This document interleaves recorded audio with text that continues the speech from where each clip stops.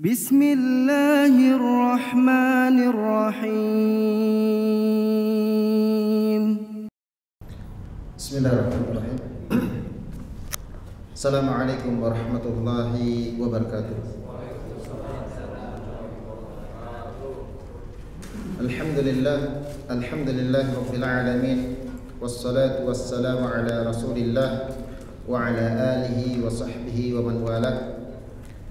Asyhadu an la ilaha illallah wahdahu la syarika lah wa asyhadu anna Muhammadan abduhu wa rasuluhu la nabiyya ba'da wa la rasulahu amma ba'd. Usi nafsi wa iyyakum bittaqwallah faqad fazal muttaqun wa la tamutunna illa wa antum muslimun. Faqad qala subhanahu fi muhkamit tanzil ba'da an a'udzu billahi minasy syaithanir rajim. Bismillahirrahmanirrahim. Ya ayyuhalladzina amanu taqullaha haqqa tuqatih wa la tamutunna illa wa antum muslimun. Wa qala habibuna al-mustafa nabiyullah Muhammadin sallallahu alaihi wasallam, sayati zamanun la yabqa min al-islam illa ismuh wa la yabqa min al-qur'an illa rasmuh. Ma'asyiral muslimin wal muslimat yang dirahmati Allah Subhanahu wa taala. Alhamdulillah, pada malam hari ini kita masih diberikan kesehatan oleh Allah Subhanahu wa taala, diberikan kesempatan oleh Allah Subhanahu wa taala, sehingga pada malam yang berbahagia ini kita dapat melangkahkan kedua kaki kita, melambaikan kedua tangan kita, datang memenuhi panggilan Allah Subhanahu wa taala, yaitu salat maghrib secara berjamaah, dan kita sama-sama mengkaji hadis-hadis Nabi sallallahu alaihi wasallam. Salawat serta salam mudah-mudahan tetap tercurah dan terlimpahkan kepada junjungan kita Nabiullah Muhammadin sallallahu alaihi wasallam beserta keluarganya, sahabat-sahabatnya, dan orang-orang yang tetap istiqomah mengikuti sunnah-sunnah beliau sampai akhir zaman kelak. Ma'asyiral muslimin wal muslimat yang dirahmati oleh Allah Subhanahu wa taala. Alhamdulillah, malam ini kita akan melanjutkan materi kita, yaitu hadis yang keempat, yaitu hadis yang menceritakan tentang penciptaan makhluk baru atau disebut dengan manusia. An Abdurrahman Abdullah bin Mas'ud radhiyallahu anhu qala, dari Abi Abdurrahman bin Abdullah bin Mas'ud, semoga Allah meridainya, ia berkata, haddatsana Rasulullah sallallahu alaihi wasallam, telah mengabarkan kepada kami Rasulullah sallallahu alaihi wasallam, wa huwa as-sadiqul masduq, dan dia orang yang dipercaya dan dibenarkan. Inna ahadakum, sesungguhnya salah seorang di antara kalian, yujma'u khalquhu fi batni ummihi, yaitu dikumpulkan pada penciptaannya di dalam perut ibunya, arba'ina yauman, selama 40 hari. Nutfatan, lalu jadikan setetes atau segumpal air hina atau mani, ya. Thumma yakunu 'alaqatan mithla dzalik. Kemudian seperti itu juga Allah Subhanahu wa taala menjadikan setetes atau segumpalan air tadi dijadikan oleh Allah Subhanahu wa taala menjadi 'alaqah, yaitu segumpal darah. Thumma yakunu mudghatan mithla dzalik. Kemudian selama 40 hari Allah Subhanahu wa taala merubah atau menjadikan segumpal darah itu menjadi segumpal daging. Thumma yursalu ilaihi al-malak. Kemudian diutuslah kepadanya seorang malaikat, fayanfukhu fihi ruh, dan diperintahkan untuk meniupkan ruh ke dalamnya. Wa yu'maru bi arba'i kalimatin, dan diperintahkan menulis 4 kalimat atau 4 hal. Bi katbi rizqihi, dituliskan atau ditetapkan rizkinya, wa ajalihi, dan juga ajalnya, wa amalihi, dan amalnya, wa syaqiyyun aw sa'idun, orang itu celaka atau bahagia. Fa wallahi, dan demi Allah, alladzi la ilaha illa ghairuh, tidak ada ilah, tidak ada Rabb, sesembahan kecuali Allah Subhanahu wa taala. Inna ahadakum, sesungguhnya salah seorang di antara kalian, la ya'malu, sungguh melakukan amalan, bi amali ahli jannah, dengan amalan-amalan ahli surga, hatta ma yakunu bainahu wa bainaha illa dira', sehingga antara dirinya dengan surga tinggal sehasta atau tinggal satu dhira'. Fayasbiqu alaihi alkitab, lalu ditetapkan satu ketentuan oleh Allah Subhanahu wa taala untuknya, dan dia mengamalkan perbuatan atau amalan ahli neraka, sehingga Allah Subhanahu wa taala fayamalu bi ahli an-nar fayadkhuluha, ya, maka Allah Subhanahu wa taala memasukkan ke dalam neraka tersebut. Wa inna ahadakum, dan sesungguhnya salah seorang di antara kalian, la ya'malu bi ahli an-nar, sungguh dia telah melakukan amalan-amalan ahli neraka, hatta ma yakunu bainahu wa bainaha illa dhira', sehingga antara dirinya dengan neraka itu tinggal sehasta.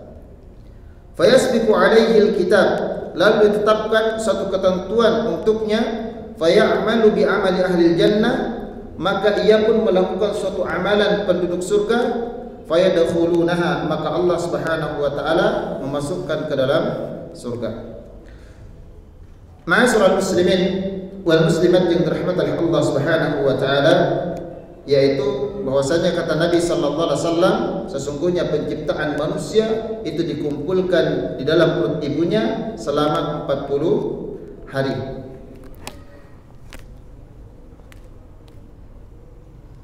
Manusia pertama kali diciptakan oleh Allah Subhanahu wa taala dialah Adam alaihi salatu wassalam.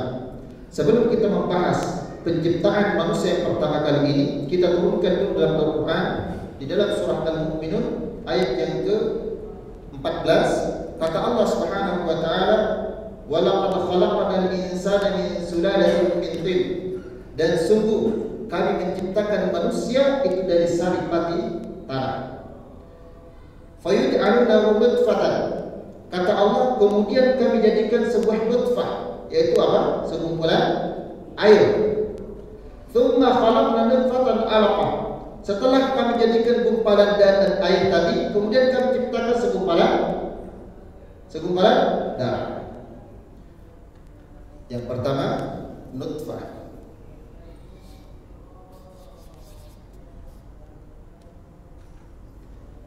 Kemudian kata Allah Subhanahu wa taala, setelah nutfah ini kami jadikan, sudah kami kumpulkan jadi satu, baru kami jadikan 'alaqah, yaitu segumpalan darah. Setelah segumpalan darah sudah kami kumpulkan, kata Allah, kemudian kami ciptakan namanya mudghah, yaitu segumpalan daging. Setelah segumpalan daging ini dikumpulkan oleh Allah Subhanahu wa taala, maka kata Allah, "Tsumma khalaqna mudghatan idhaman." Lalu kami jadikan apa? Kami ciptakan namanya idham. Apa itu idham? Yaitu tulang. Tsumma kasawna al-idhama lahman. Lalu setelah kami ciptakan tulang, barulah tulang itu kami bungkus, kata Allah Subhanahu wa taala, dengan daging. Nanti bisa dilihat di dalam surah Al-Mu'minun di ayat yang ke-14. Baik. Manusia pertama kali diciptakan oleh Allah Subhanahu wa taala ialah Adam alaihi salam. Sebagaimana firman Allah ketika Allah mengumpulkan semua makhluknya, lalu Allah mengatakan kepada para malaikat, "Wahai malaikat, aku akan menciptakan makhluk baru," yaitu disebut dengan manusia. Apa kata malaikat? Ya Allah, apakah Engkau akan menciptakan manusia? Mereka akan berbuat kerusakan di muka bumi, mereka akan saling bunuh-membunuh, saling menumpahkan darah. Kata Allah, aku sudah mengetahui apa yang kalian belum ketahui. Makanya Allah Subhanahu wa taala berfirman kepada Jibril alaihissalam, "Wahai Jibril, turunlah kamu ke dunia, ambil tanah." Ya. Akhirnya Jibril pun turun, ingin mengambil tanah. Begitu sampai baru mengambil tanah, apa kata tanah? "Demi Allah, jangan kau sentuh aku, jangan kau ambil aku, jangan ambil bagian dariku. Aku takut kepada Allah mereka nanti akan berbuat kerusakan di sini. Akhirnya malaikat Jibril naik ke atas dan mengatakan, ya Allah, aku nggak bisa. Begitu aku mengambil tanah, bersumpah atas namamu ya Allah, makanya aku nggak bisa mengambilnya. Akhirnya kata Allah, diperintahkan lagi kepada malaikat Mikail turun ke dunia, ingin mengambil apa? Tanah. Begitu mau mengambil tanah, kata tanah, demi Allah, jangan kau sentuh aku, jangan kau ambil bagian dariku. Aku takut mereka kelak akan menjadi perusak dunia. Mereka akan saling tumpah, saling menumpahkan darah, saling berbuat kerusakan. Malaikat Mikail pun naik ke atas. Masya Allah. Akhirnya dipanggillah malaikat Israel, diperintahkan oleh Allah untuk mengambil tanah. Begitu malaikat Israel ingin mengambil tanah tersebut, sama yang disampaikan oleh tanah itu kepada malaikat Jibril, jangan kau sentuh aku, demi Allah, jangan kau ambil bagian dariku. Aku nggak mau kelak mereka manusia itu akan berbuat kerusakan. Mereka akan saling tumpah, saling menumpahkan darah. Apa kata malaikat Israel? Demi Allah, perintah Allah wajib dilaksanakan daripada sumpah. Akhirnya tanah itu pun tidak bisa berbicara. Akhirnya dia mempersilahkan malaikat Israel untuk mengambil bagian tanah tersebut. Setelah diambil, naik menghadap Allah. Ya Allah, ini tanahnya. Kata Allah, bagaimana kau bisa dapat tanah ini? Sementara siapa? Malaikat Jibril gak bisa mengambilnya. Lalu dia mengatakan, demi Allah, perintahmu lebih wajib kami taati daripada sumpahnya tanah. Akhirnya kata Allah, kalau begitu aku akan berikan satu tugas kepadamu, yaitu tugas untuk mencabut nyawa manusia. Ini asalnya, Akhirnya kata Israel, ya Allah, aku nggak mau. Aku khawatir dan takut manusia cucu Adam akan membenci ya Allah, akan memusuhi ya Allah. Kata Allah, itu bagian saya yang akan mengurusinya. Yang penting tugasmu mencabut nyawa manusia. Akhirnya tanah itu pun diletakkan di pintu surga oleh Allah, oleh malaikat Israel, ditaruh depan pintu surga. Lalu malaikat Ridwan mengambilnya, lalu berendamnya dengan apa? Dengan air telaga. Selama kurang lebih 100 tahun direndam oleh malaikat Ridwan.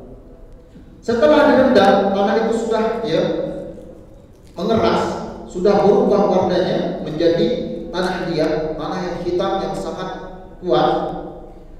Barulah Allah Subhanahu wa taala mengambil tanah itu lalu menyiraminya dengan air kesedihan. Kurang lebih berapa? 40 tahun lamanya.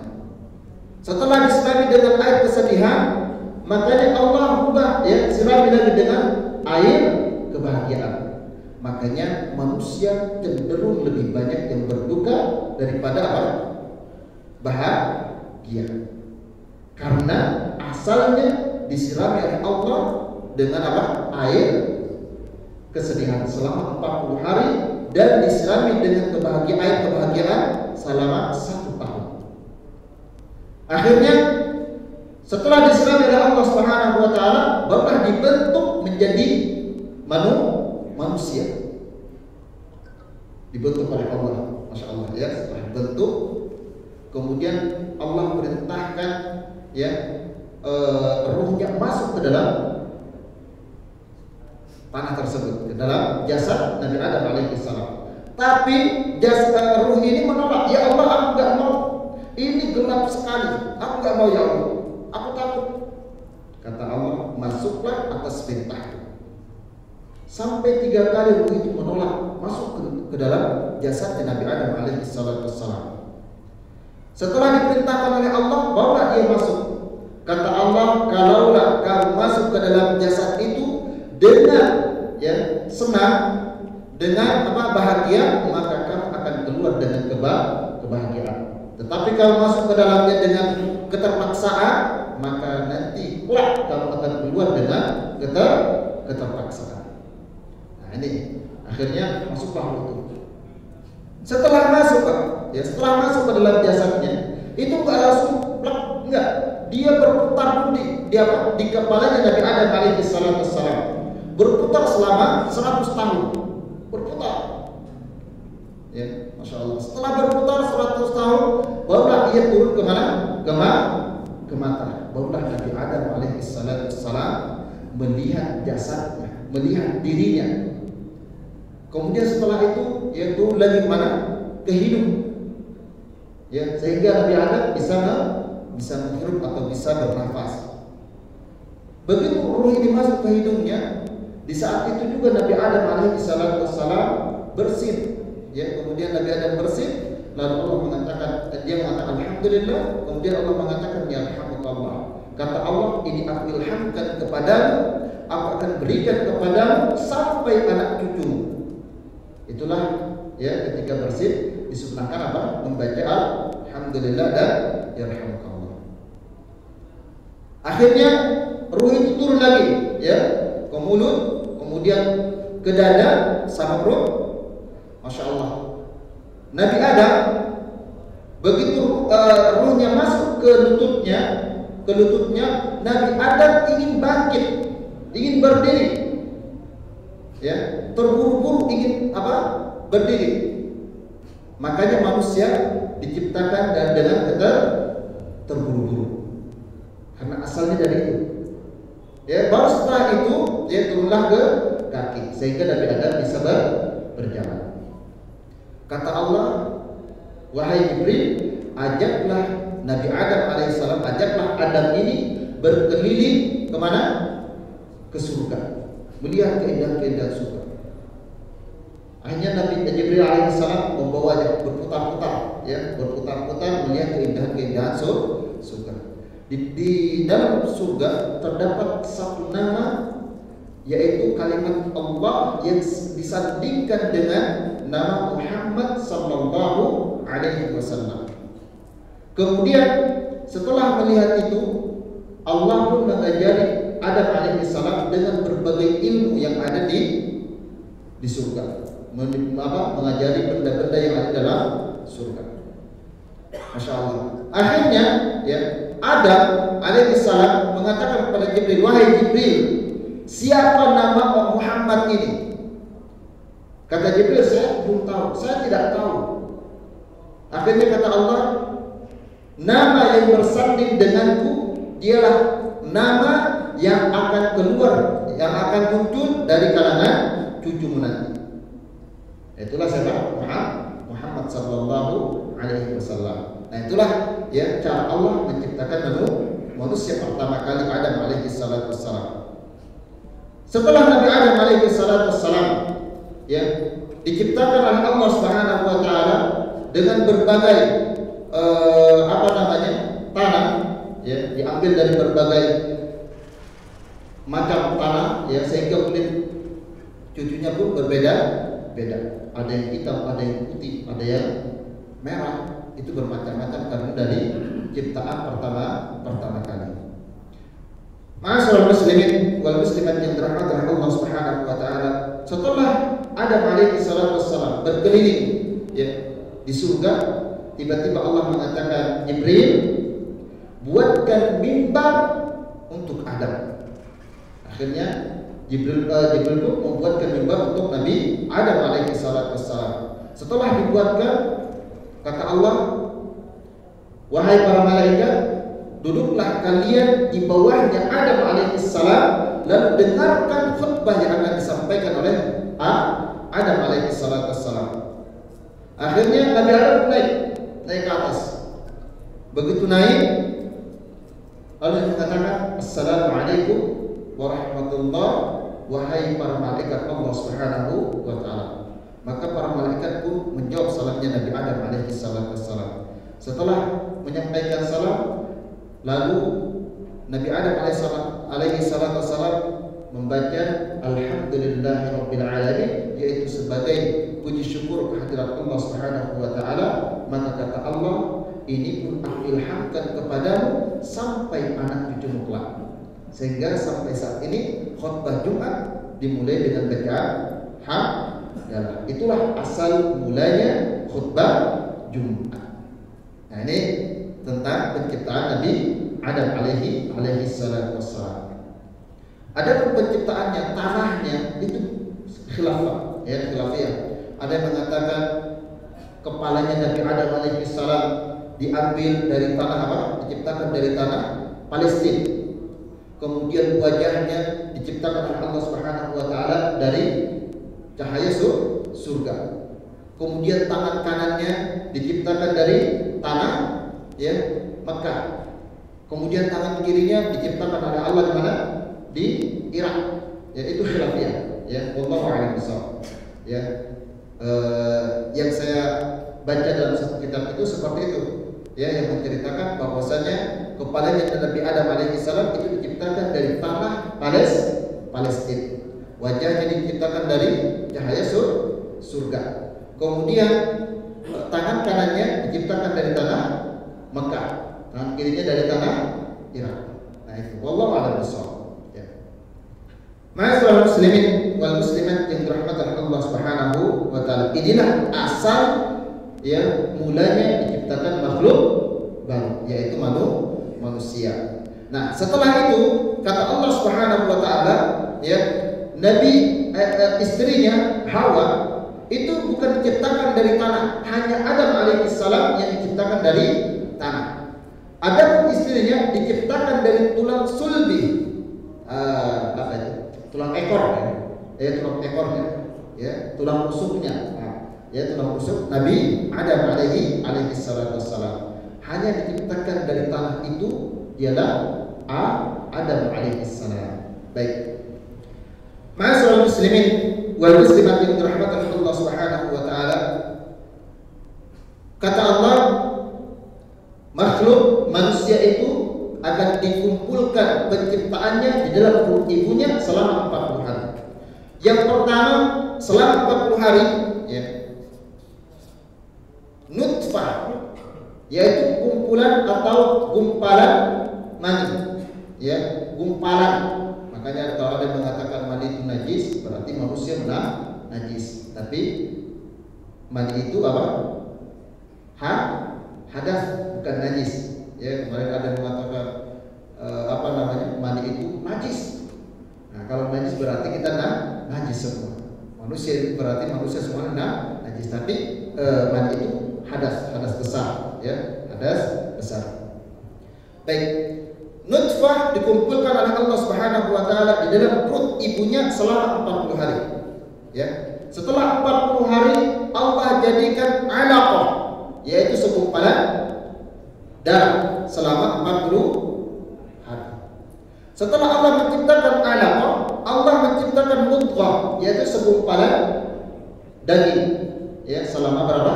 40 hari. Nah, setelah 40 hari ya mudghah diciptakan, maka Allah menciptakan apa? Idham, yaitu tulang. Baru setelah Allah ciptakan tulang, kata Allah, fatasawna al-idhama lahman. Maka tulang ini pun kami bungkus dengan daging sehingga menjadi manusia. Nah, ini penciptaan Allah Subhanahu wa taala. Nah, setelah ini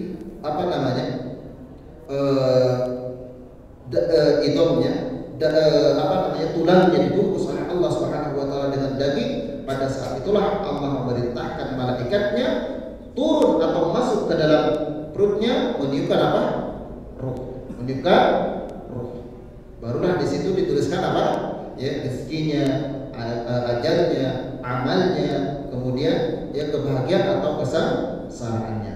Nah, setelah manusia sudah diciptakan, ya, semuanya, al-nutfahnya, kemudian alaqahnya, mudghahnya, idhamnya, setelah tulangnya dibungkus, barulah malaikat diperintahkan oleh Allah, ya, masuk ke dalamnya untuk meniupkan roh. Nah, ma'asyiral muslimin wal muslimat yang dirahmati oleh Allah Subhanahu wa taala, sebagian ulama mengatakan nutfah alaqah ini sama mudghah ini, yaitu ketika Rasulullah ditanya oleh orang Yahudi ya tentang maninya laki-laki dan maninya perempuan.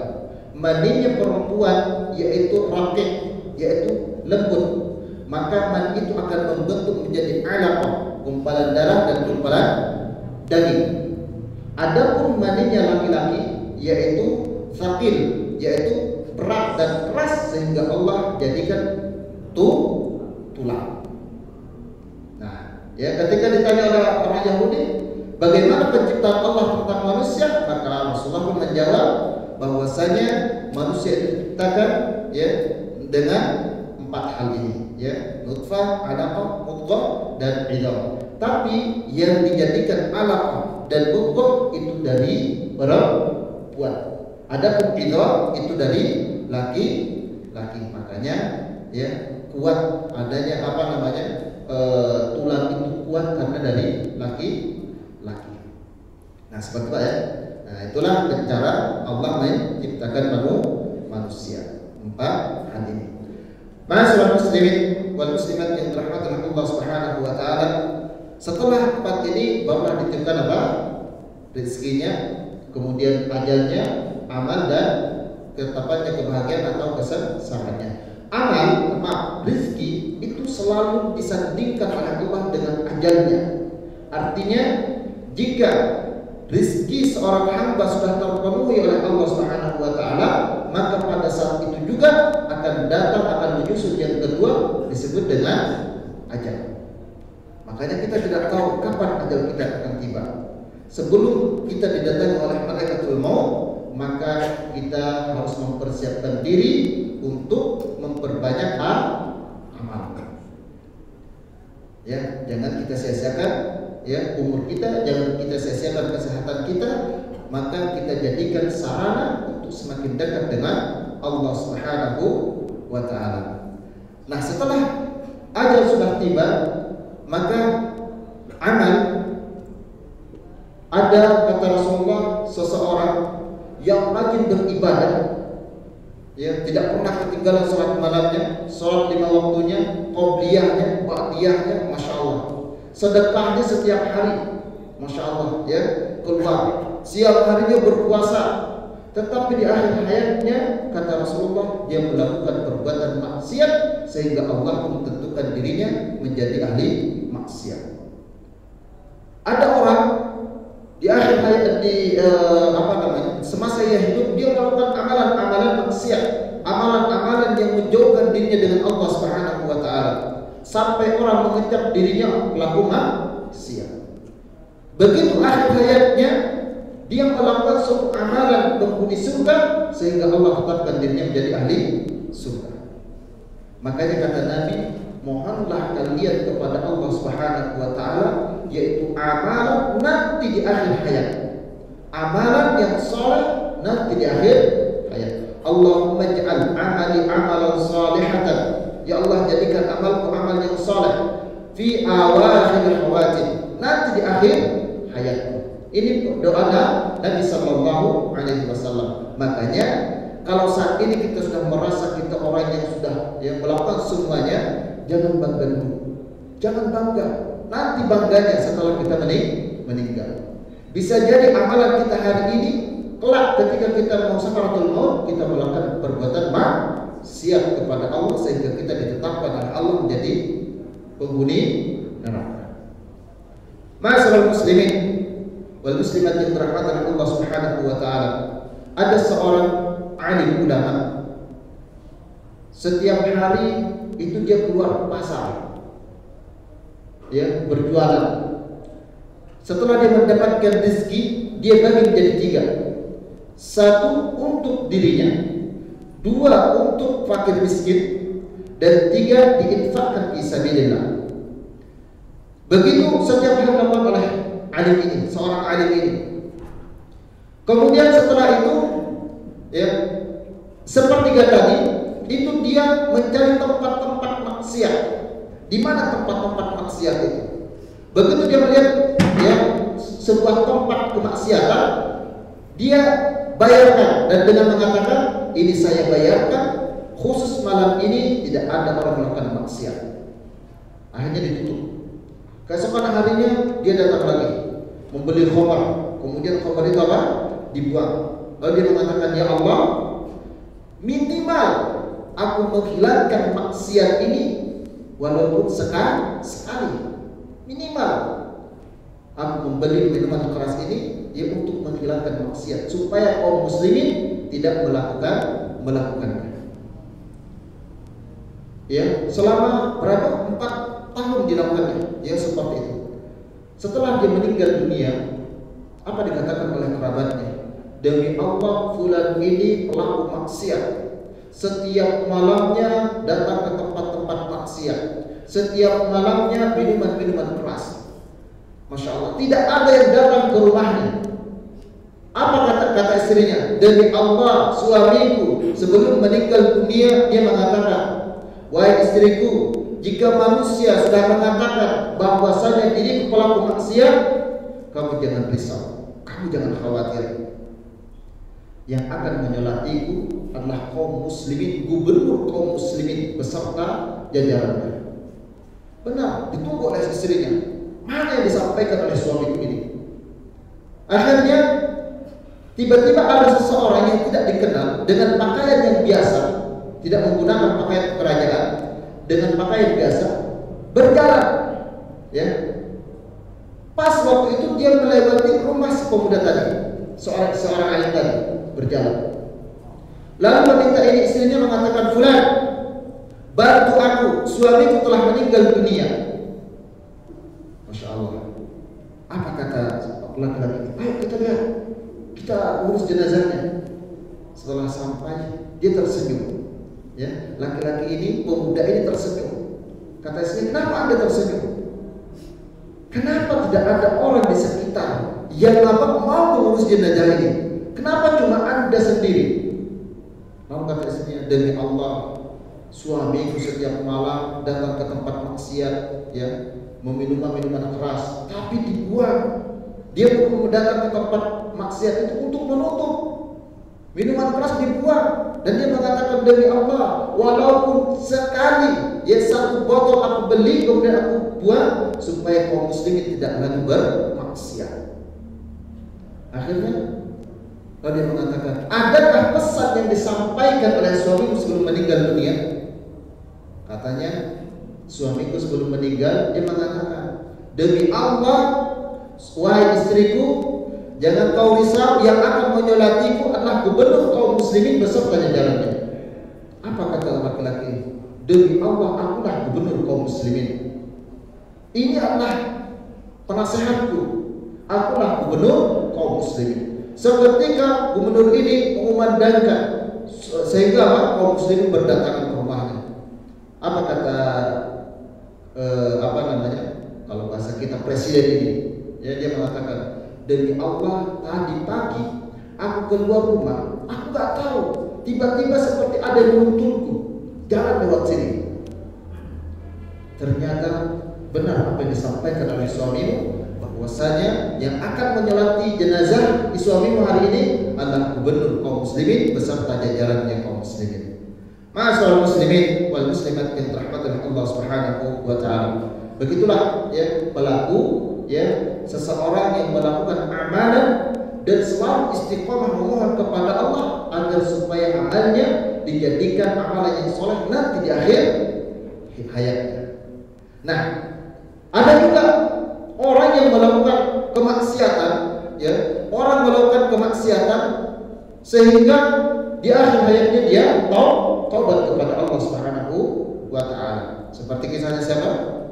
Seorang abid, seorang alim ulama, seorang ahli ibadah, terkenal ibadahnya. Tiba-tiba 3 pemuda ingin berjuang di jalan Allah, dan dia terhalangi karena punya adik perempuan. Akhirnya dia mengatakan, bagaimana kalau adik kita ini kita titipkan kepada seorang abid, ya, karena dia ahli ibadah, pasti dia takut dengan Allah Subhanahu wa taala. Akhirnya sepakat dititipin ke abid. Abid, ini adik kami titipkan. Kami ingin berjuang di jalan Allah, ingin menegakkan kalimat Allah, dititipkan. Kata abid, jangan, nanti menjadi fitnah, nanti banyak godaan. Kata pemuda ini, kamu ahli ibadah, kamu orang yang sangat dekat dengan Allah, pasti kamu takut kepada Allah. Akhirnya Abid pun mengatakan, baiklah kalau begitu, bawa dia ke bilik, masukin ke kamar. Dimasukin. Masya Allah. Tidak lama kemudian Abid ingin memberikan apa? Makanan kepada wanita tersebut. Dibawa, diketok pintunya, depan. Makanannya ada depan pintu. Datang syaitan. Ya, datang syaitan. Kata syaitan, "Hei Abid, kamu ini bodoh. Wanita itu ingin ngobrol denganmu. Kenapa? Bagaimana kalau makanan itu kamu antar dan taruh di atas mejanya di dalam kamarnya?" Kata Abid, "Oh iya juga sih. Masa kalau depan pintu kurang sopan?" Nah, akhirnya keesokan harinya Abid itu pun melakukan mengantar makanan, dibuka pintu, ditaruh di atas meja. Dia keluar. Datang lagi syaitan, "Hei Abid, wanita itu ingin ngobrol bersamamu. Dia ingin curhat. Maka dekatilah dia." Akhirnya keesokan harinya Abid bawa makanan, taruh di atas meja, lalu ngobrol. Masya Allah, ngobrol santai. Setelah itu keluar. Keesokan harinya datang lagi syaitan, "Hei Abid, wanita itu ingin dipegang tangannya. Karena dia ingin apa? Ingin kehangatan. Pegang tangannya." Datang. Akhirnya Abid melakukan. Pegang tangannya, ngobrol. Kata syaitan, berhasil. Tinggal sedekah. Ya, tinggal sedekah. Keesokan harinya kata syaitan, "Hei Abid, kamu ini diberi otak agak berpikir. Dia itu ingin dipeluk. Peluk dia sekarang." Akhirnya Abid pun apa? Membawa makanan, taruh atas meja, dipeluk wanita itu. Dipeluk. Setelah dipeluk terjadilah perbuatan maksiat. Setelah terjadi, ya, wanita itu pun hamil. Setelah hamil kata syaitan, "Abid, kakaknya sudah mau datang. Tidak ada solusi kecuali kau bunuh." Akhirnya apa? Abid pun melakukannya. Dibunuh wanita itu, meninggal, dikubur di samping masjid. Nah, setelah dikubur, datanglah ketiga kakaknya dan mengatakan, "Abid, kami sudah kembali dari medan jihad. Kami ingin mengambil adik kami." Abid pura-pura nangis. "Mohon maaf, aku tidak bisa merawat adikmu. Adikmu telah meninggal dunia." Akhirnya mereka mengatakan, "Baiklah kalau begitu, kami ikhlas." Mereka pulang. Masya Allah. Begitu sampai rumah, mereka istirahat, berbahan, tertidur. Kemudian dengan izin Allah dimimpikan dengan mimpi yang sama. Dimimpikan bahwasanya adiknya meninggal dunia karena ditusuk oleh Abid, dibunuh oleh si Abid. Kakaknya mimpi yang sama, adiknya mimpi yang sama. Akhirnya mereka bangun dari tidur, menceritakan mimpi mereka. Lalu kata adiknya, "Nah kalau begitu mimpi kita sama dong." Katakan, "Ya, kalau begitu tidak ada solusi, kita datang ke sana, kita gali kuburnya, kita lihat apakah benar adik kita ditusuk atau tidak." Sudah ngomong saya.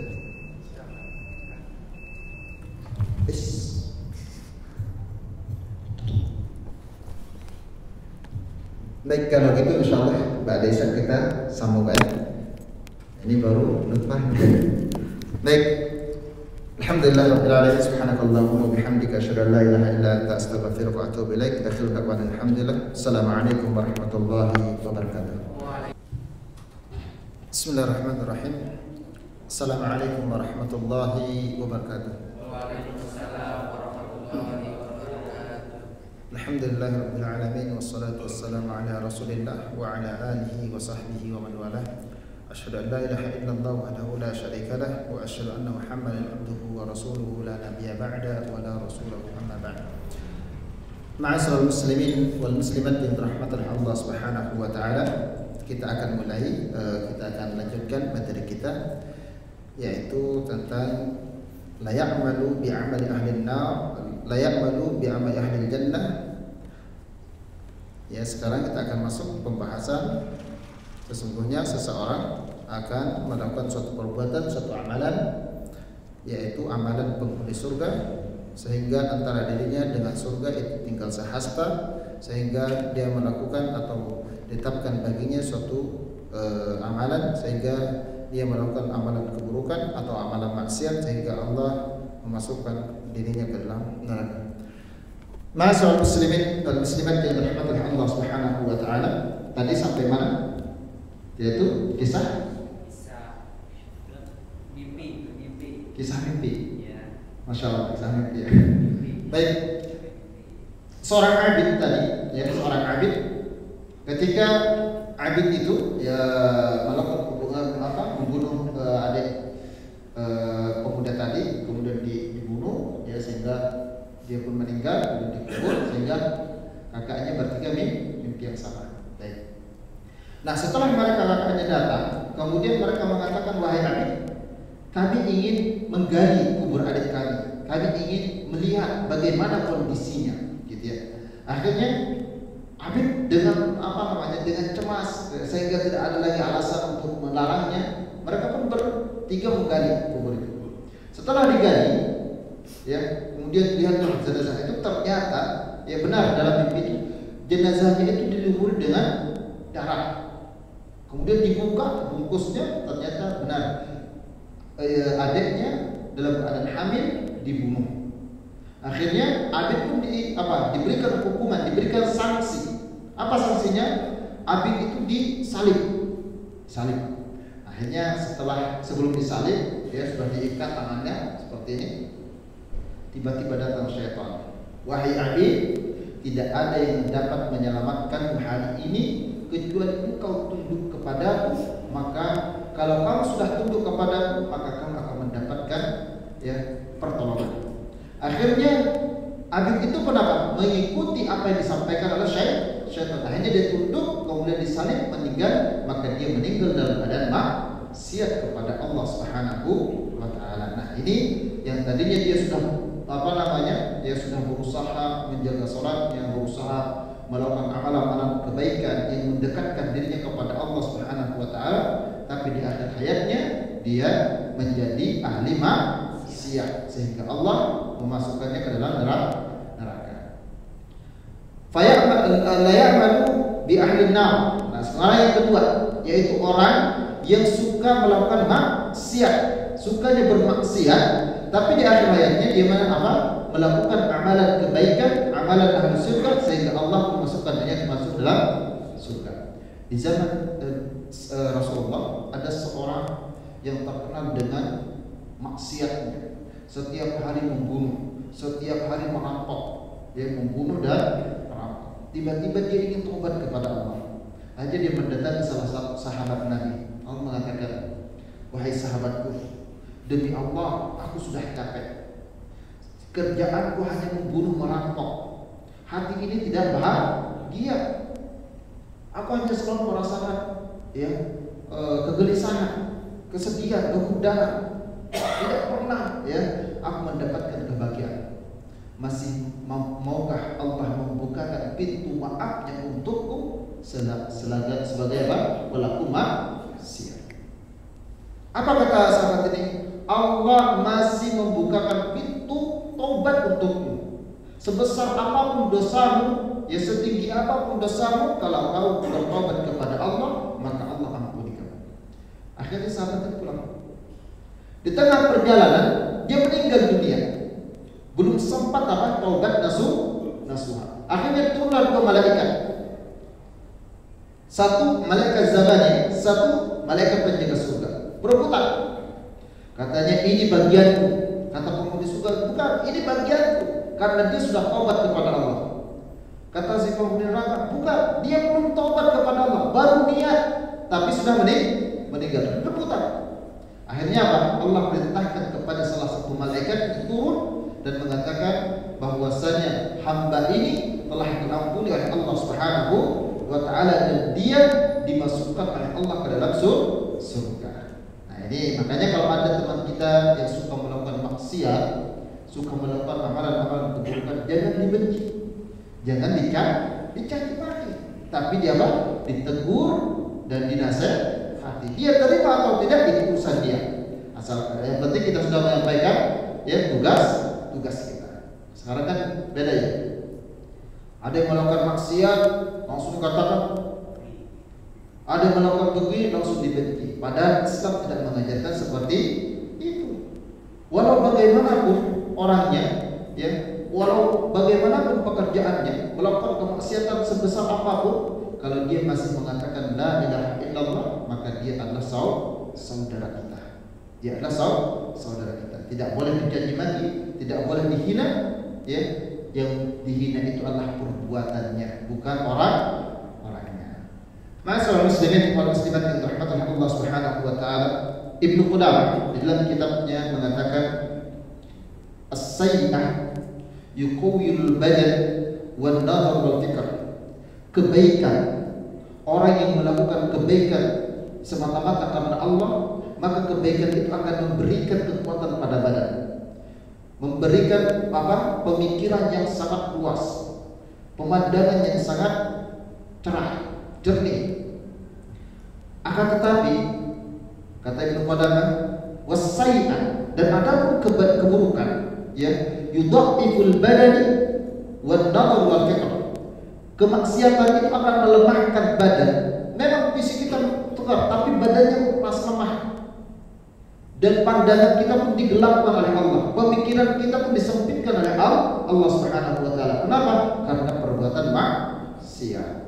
Nah, itu ya. Itulah yang disebut oleh la ya'malu bi ahlil jannah, bi amal ahlil jannah. Dia akan melakukan perbuatan atau amalan-amalan yang dilakukan oleh orang-orang yang melakukan amalan mendatangkan dirinya untuk masuk surga. La ya'malu, dan sungguh orang itu bi amali ahli jannah, dia akan melakukan amalan-amalan penghuni surga, tapi di akhir hayatnya dia melakukan perbuatan maksiat sehingga Allah memasuki dia ke dalam neraka. Nah, seperti itulah ya penjelasan dari hadis keempat, bahwasanya kita jangan bangga dengan amalan kita hari ini, karena yang diukur itu bukan sekarang, nanti di akhir hayat kita.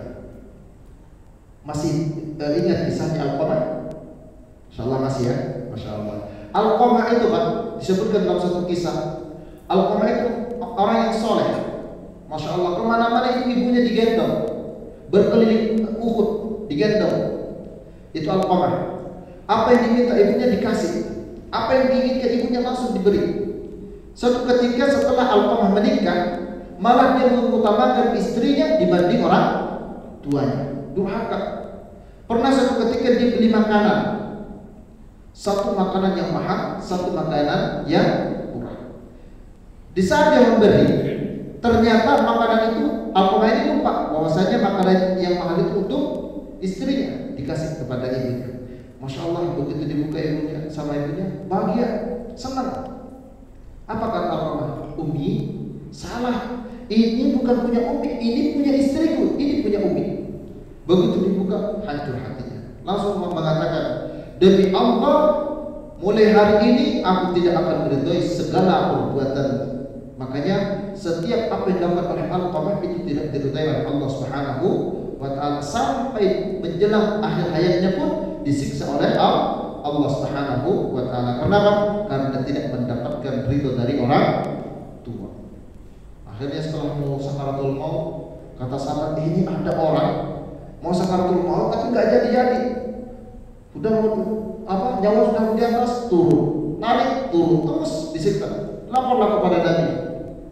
Ya Rasulullah, ini Al-Qamah sudah berbulan-bulan ini mau meninggal nggak jadi. Masya Allah, kata Nabi, ahayyatul ummu, masih hidupkah ibunya? Kata sahabat, bala ya Nabi, ya Rasulullah. Tentu ya Rasulullah, ibunya masih hidup. Kata Nabi, panggil ibunya. Penyebabnya Al-Qamah ini tidak meninggal karena tidak mendapat ridho dari ibunya. Datangkanlah ibunya. Kata Nabi, apakah kamu akan meridhoi anakmu?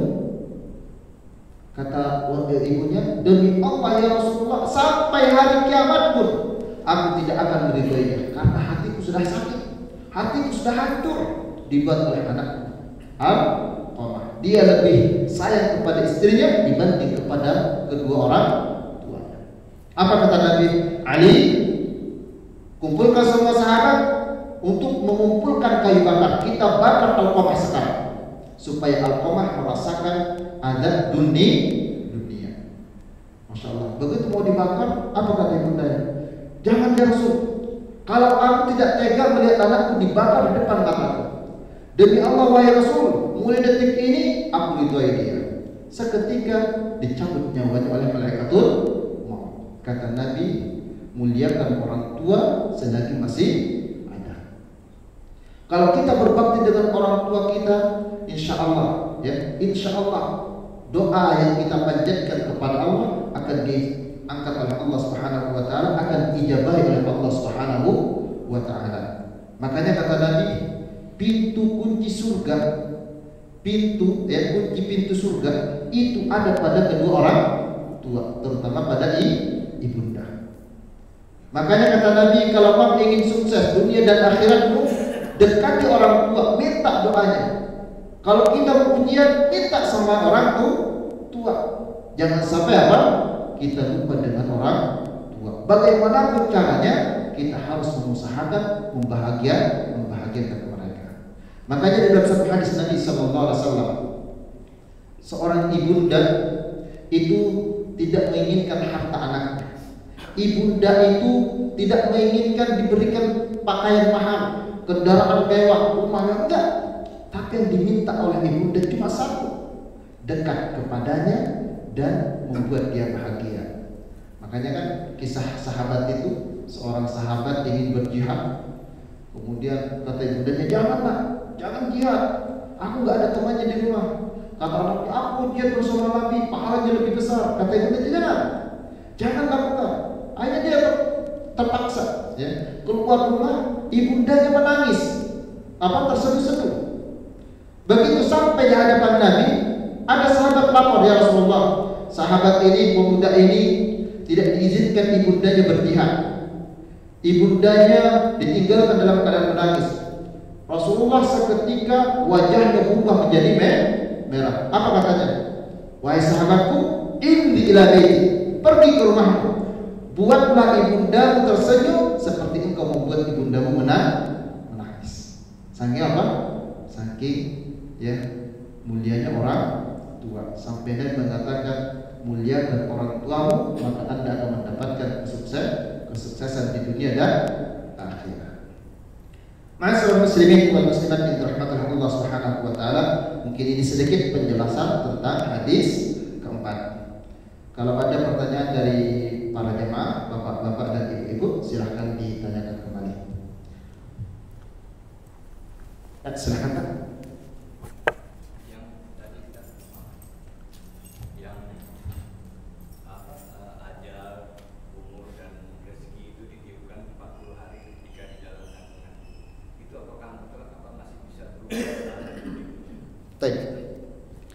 Nah, makanya rezeki itu ditetapkan oleh Allah, rezekinya dan ajalnya. Kemarin kita sudah membahas tentang takdir. Takdir ada berapa? Ada berapa? Apa udah lupa? Ada 2 atau 3? Kayaknya ada 3 Pak. 2 ya, 2. Masya Allah.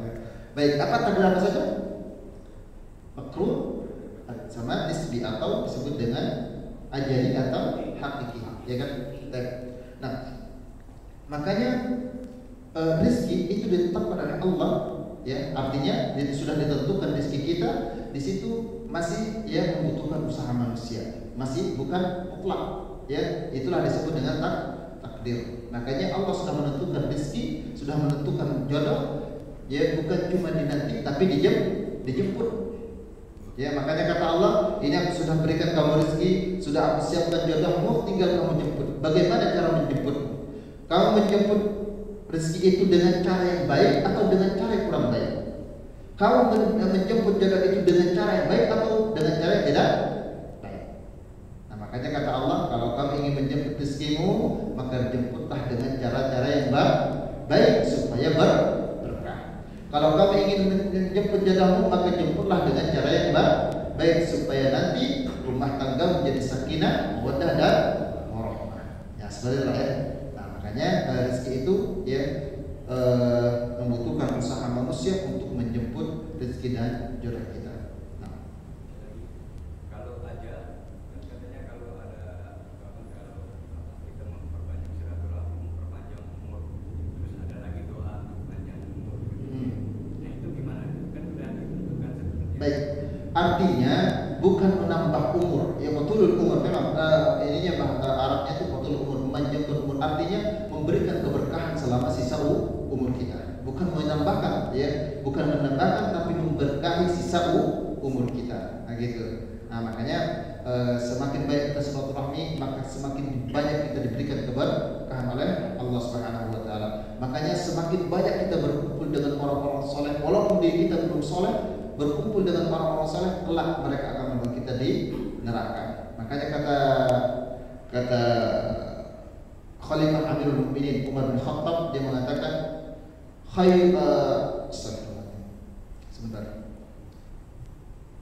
atau khairun ba'dal islami, sebaik-baik nikmat yang Allah berikan, khairun nikmatun ba'dal islam, sebaik-baik nikmat yang Allah berikan setelah Islam, akhun saleh, yaitu apa?